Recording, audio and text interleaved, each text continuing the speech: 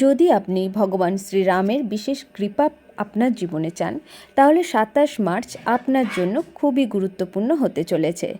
এই দিন যদি আপনি 2টি বিশেষ উপায় করেন, তাহলে আপনি নিজেই নোটিস করবেন স্বয়ং শ্রীরাম ও হনুমানজি আপনাকে নিজের সন্তানের ন্যায় রক্ষা করছে।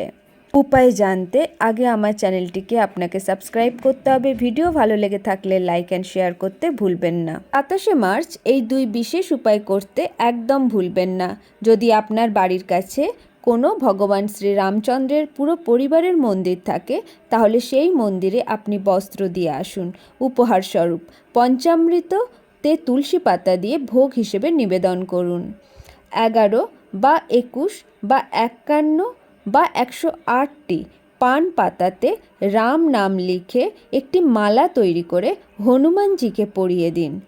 হনুমানজিকে শ্রীরামচন্দ্রের জন্মদিনের অভিনন্দন জানান এবং হনুমানজির মন্দিরে রাম নাম লিখে একটি প্রদীপ প্রজ্বলিত করুন।